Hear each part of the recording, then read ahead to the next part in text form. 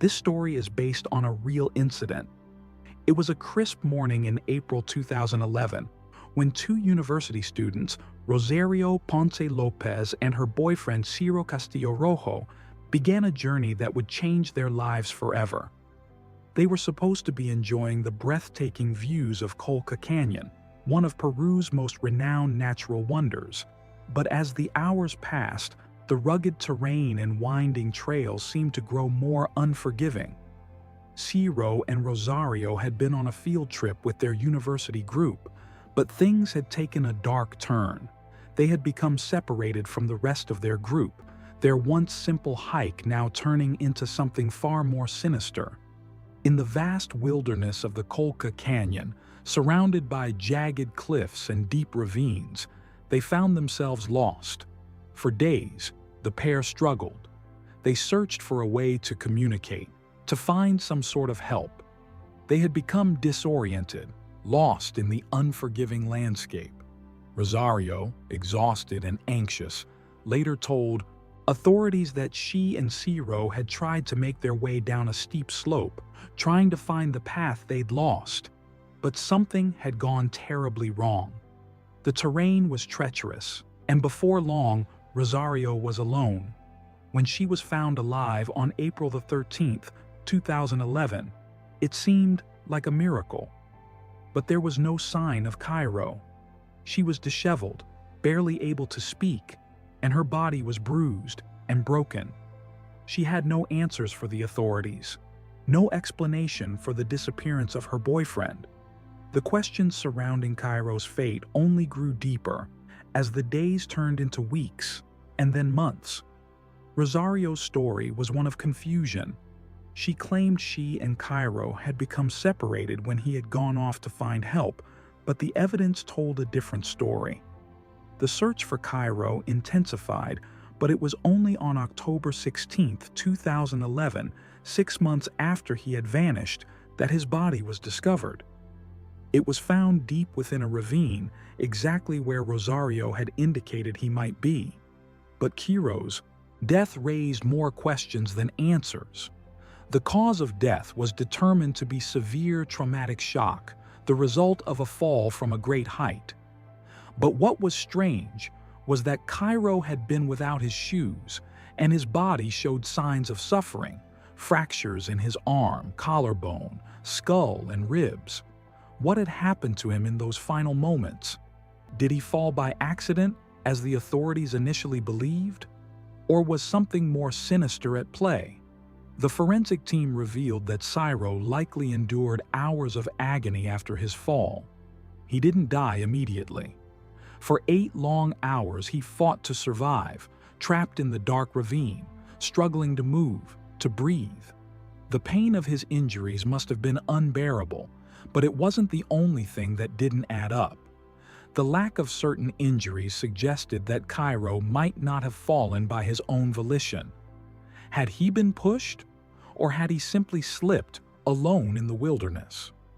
The investigation into Ciro's death began to focus on Rosario. The evidence that once seemed so straightforward now seemed full of contradictions. A missing pair of shoes, a jacket with hairs from another person. The way Rosario had described the events, her story didn't seem to match the physical evidence. Was it possible that she had lied about what had happened? Was she hiding something? Or was she simply a victim of her own confusion and fear? Suspicion grew around Rosario as investigators began to piece together the unsettling details. The search for answers turned into something darker. Did Rosario know more than she was letting on? Was she the key to understanding Ciro's death? Or was she just another victim caught in the web of an unfortunate, tragic accident? The public was divided. Some believed Rosario's version of events. After all, she had suffered the trauma of losing her boyfriend in such a horrific way. But others found her story harder to believe. There was something about the way she spoke, the way she described the events, that didn't sit right. And with every passing day, new evidence began to surface that only deepened the mystery. As investigators continued to dig, they uncovered details that seemed to point to foul play. Ciro's body had been found with signs of struggle, and forensic experts had noted that the way his body was scattered seemed inconsistent with a simple fall. His personal effects were torn and scattered around him, as though something or someone had caused him to fall. And then there was the third glove. A third glove was discovered near Ciro's body. The finding of a third glove raised a chilling possibility. If there was a third glove, it meant that there had been another person with Ciro at the time of his fall. This discovery, small as it seemed, could change everything. But when the glove was examined, something even stranger was revealed. The third glove wasn't a glove at all. It was merely the inner lining of the second glove, which had become detached, and was mistaken for an entire glove by rescue workers. The mystery of the third glove evaporated, but the sense of unease remained. Despite this, the case against Rosario continued. The authorities weren't ready to close the investigation. They had questions that remained unanswered, suspicions that needed to be addressed. Rosario had become the prime suspect in Ciro's death, but she still denied any wrongdoing. What had happened in that ravine? What had caused Ciro's tragic fall? The truth seemed just out of reach. As time went on, the case against Rosario began to unravel. Forensic reports confirmed that the injuries sustained by Ciro were consistent with a fall, and that he had likely died from the impact. The evidence suggested that there was no sign of foul play, no indication that anyone had pushed him. But still, the hairs on Ciro's jacket and the absence of his shoes lingered, casting a shadow of doubt over the investigation. Rosario continued to live her life under a cloud of suspicion. The media attention only intensified as she became more of a public figure. Her attempts to move on with her life, becoming a model, appearing in charity events, were met with backlash. The public had already formed their own opinions, and no amount of charity work could erase the dark cloud hanging over her. She later revealed that she was planning to write a book about her ordeal, a book that would tell her side of the story.